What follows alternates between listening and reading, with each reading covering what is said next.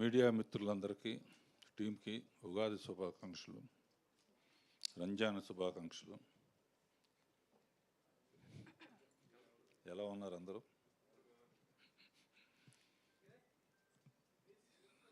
నా దగ్గర పనిచేయకపోయిన ఆదిత్య నా ప్రియ శిష్యుడు కింద లెక్క. ఈ సినిమా ఆదిత్య అంటే అర్థం సూర్యుడు. ఇక్కడ పగలు ఉంటాడు, తర్వాత అమెరికాలో రాత్రి ఉంటాడు. అంటే మన రాత్రి అక్కడ ఉంటాడు. చైనాలో ఒక టైంలో ఉంటాడు, కొరియాలో ఒక టైంలో ఉంటాడు. ఇన్ని చోట్ల సూర్యుడు ఉంటాడు, అన్ని చోట్ల సినిమా చూసేటట్టు అన్ని భాషల్లో తీశాడు. అంతేనా? కనుక మనం ఏదో అనుకుంటా ప్యాన్ ఇండియా టోటల్గా గ్లోబునే తిప్పేద్దామని చూస్తున్నాడు. సరే, ఈ అమ్మాయి సంగతి చెప్పాల్సిన అవసరం లేదు. మామూలుగానే ఎమ్మెల్యే. ఇప్పుడు పాముతో ఏ మాట ఆడిందో, హేమంత్ మహేష్తో ఏం డ్యాన్స్ చేసిందో, కొరియాలో చేసిందో, చైనాలో చేసిందో, పాటలు పాడతా డ్యూట్ ఉంటుంది కదా. మరి కొరియాలో ఉంటుందా, అమెరికన్ భాషలో ఉంటుందా, చైనా భాషలో ఉంటుందా? నువ్వే చెప్పాలమ్మా చూసి. నువ్వు కూడా 2-3 కొరియా భాషలో చైనా కొంచెం నేర్చుకున్నావా? సో చాలా హార్డ్ వర్కరు ఆదిత్య. అండ్ ఎప్పుడు కొత్తగా ఏదో ఒకటి తీయాలని ఆలోచిస్తాడు. ఏ తరం యంగ్ పీపుల్ అని కాదు, లేకపోతే వీళ్ళని కాదు, ఎవరితోనైనా తీయగలడు. అలా ఫస్ట్ టైం వాళ్ళ సిస్టర్ అమెరికాలో ఉంటారు.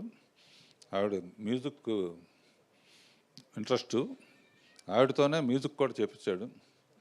న్యూ మ్యూజిక్ డైరెక్టర్ కూడా మనకు వచ్చాడు, న్యూ హీరో మనకు వచ్చాడు. అమెరికాలో సినిమా ఎవరైనా తీయాలనుకుంటే హీరో రెడీగా ఉన్నాడు.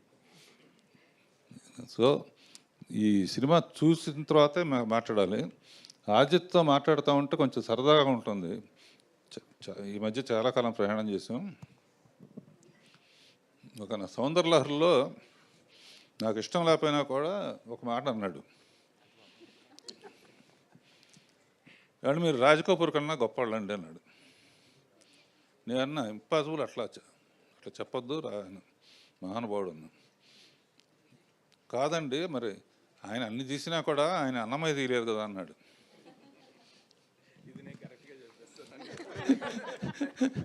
సో దానికి యాక్సెప్ట్ చేశాను. అంటే ఉంటే ఆయన కూడా తీసేవాడే. అంటే నా ఫేవరెట్, నా ఫస్ట్ షీల్డ్ రాజ్ కపూర్ గారితో తీసుకున్నాను. అడవిరాముడు 200 days షీల్డ్ నా రూమ్లో ఎప్పుడు ఉంటుంది. ఆయన అంటే నాకు పిచ్చి. ఆయన సాంగ్స్ అన్నా, ఆయన హీరోయిన్ చూపించేదాం. వీళ్ళందరూ కూడా రాజ్ కపూర్ ఉన్నప్పుడు ఉంటే.